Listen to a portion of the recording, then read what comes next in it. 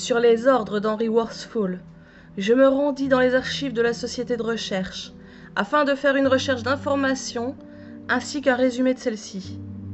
En effet, M. Worsfold souhaitait avoir des renseignements concernant la catastrophe de la Tunguska et l'étrange affaire du col Dyatlov. Tous deux situés en Russie, il cherchait à déceler un lien entre les deux.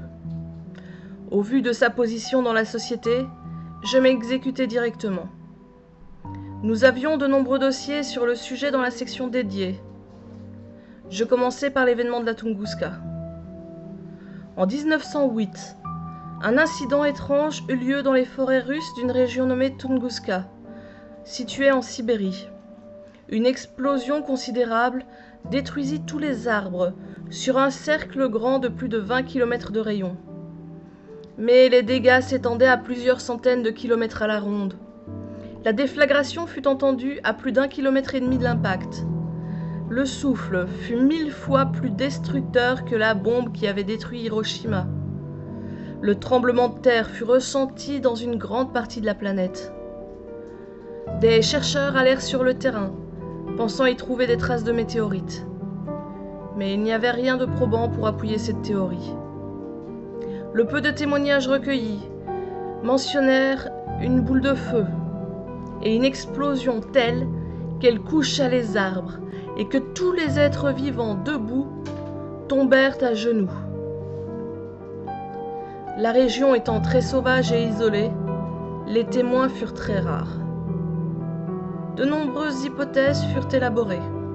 Météorites, astéroïdes, comètes, foudre, explosion de méthane qui aurait été lâchée dans l'air, un micro-trou noir, de l'antimatière et même un ovni. De récentes études démontrèrent la présence de particules de l'once d'alléélite,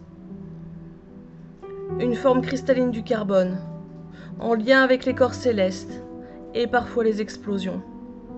Cela renforça la thèse de la comète ou de la météorite. Pourtant, de nombreux faits restent inexpliqués, comme par exemple le fait qu'il n'y ait pas de cratère au niveau du centre de l'explosion. Autre fait étrange, le cercle créé par l'explosion reste dénué d'arbres, encore à l'heure actuelle.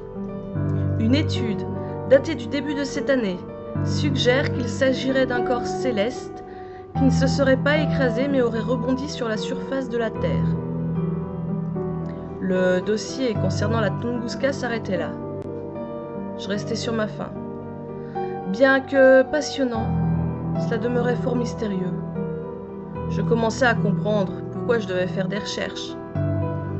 J'ouvris le second classeur.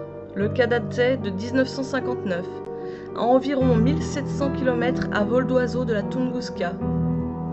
Étrange coïncidence, les deux affaires qui intéressaient Worsfold étaient situées sur la même longitude, 61 degrés nord.